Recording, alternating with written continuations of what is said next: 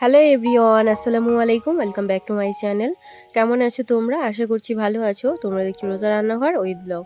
প্রতিদিনের মতো আজ আবারও চলে এলাম তোমাদের মাঝে নতুন আরেকটি রেসিপি নিয়ে। আজকে আমার রেসিপি থাকছে থোড় ভাজা। ভিডিওটি স্কিপ না করে শেষ পর্যন্ত দেখার অনুরোধ রইল। আশা করছি তোমাদের ভালো লাগবে। চলো তাহলে শুরু করা যাক আজকের রেসিপি।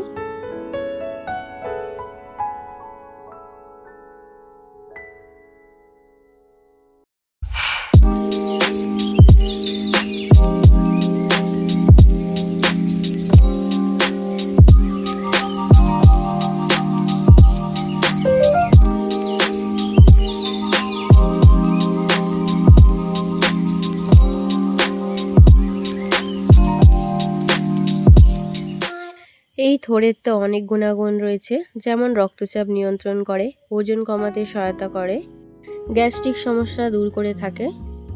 হাই প্রেশারের জন্য এই থোড়ের রস অনেক উপকারী।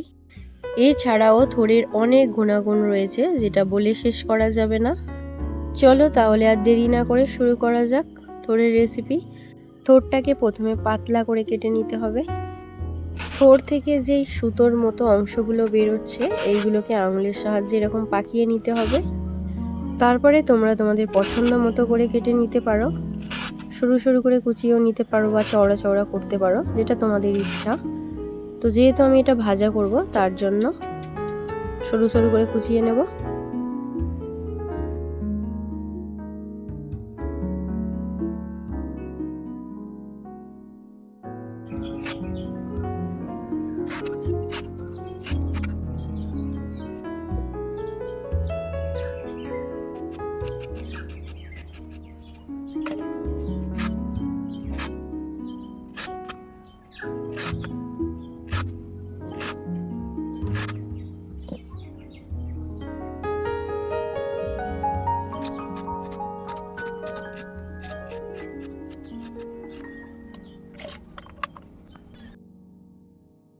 থোড় কোচানো হয়ে গিয়েছে, এবারে ভালো করে ধুয়ে নেব। উনুনটা জ্বালিয়ে নিয়েছি, এবারে কড়াটা বসিয়ে দেব।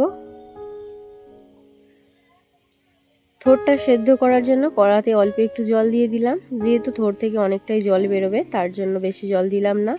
জলের মধ্যে এবারে দিয়ে দিলাম নুন, আর দিয়ে দিচ্ছি হলুদ গুঁড়ো।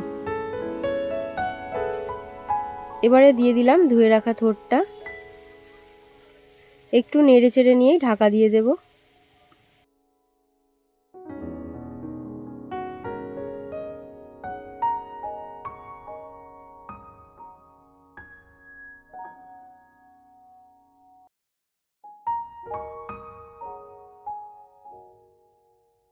অল্প একটু লঙ্কা গুঁড়ো দিয়ে দিলাম।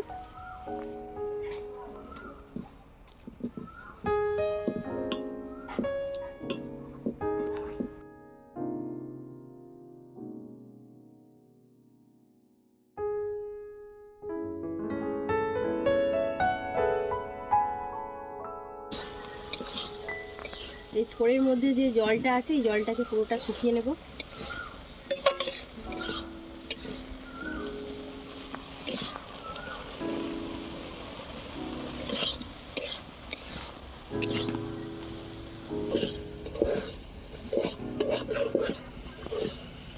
থোড়ের মধ্যে যে জলটা ছিল শুকিয়ে গিয়েছে, থোড়টাও সেদ্ধ হয়ে গিয়েছে।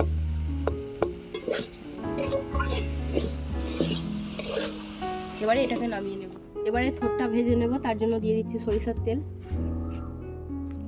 এবারে ফোড়নের জন্য দিয়ে দেব শুকনো লঙ্কা, কালো জিরে, রসুন, দিয়ে দিচ্ছি তেজপাতা। ফোড়নটাকে একটু ভালো করে ভেজে নেব।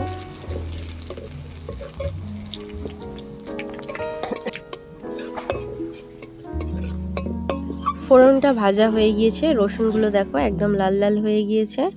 এবারে সেদ্ধ করে রাখা থোড়টা দিয়ে দিলাম। এবারে ভালো করে ভেজে নেব।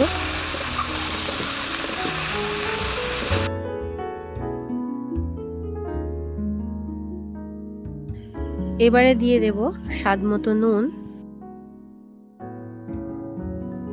জিরে গুঁড়ো, ধনে গুঁড়ো, আর দিয়ে দেব চিনি। যেহেতু এই থোড় ভাজাটা মিষ্টি মিষ্টি হলে খেতে ভালো লাগে, তার জন্য আমি চিনি দিচ্ছি।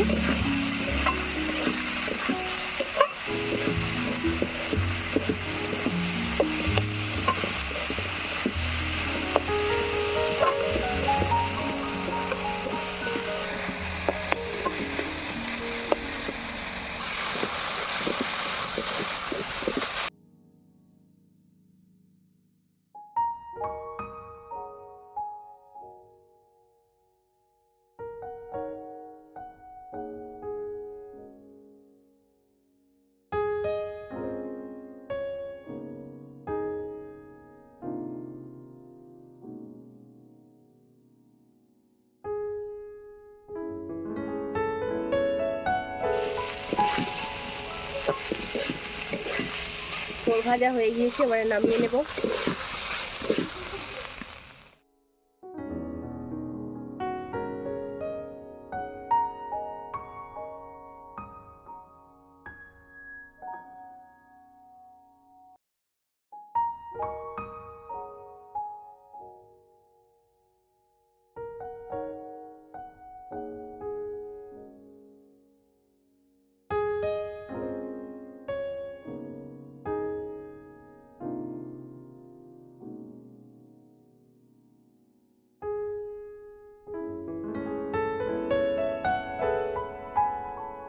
আমার আজকের থোড় ভাজার রেসিপি তোমাদের কেমন লেগেছে অবশ্যই কমেন্টে জানাবে। যদি আজকের রেসিপি ভালো লেগে থাকে বন্ধুদের সঙ্গে শেয়ার করো। দেখা হচ্ছে আবারও নেক্সট অন্য কোনো রেসিপির সাথে। ভালো থেকো, সুস্থ থেকো, পরিবারের খেয়াল রেখো। বাই, আল্লাহ হাফেজ।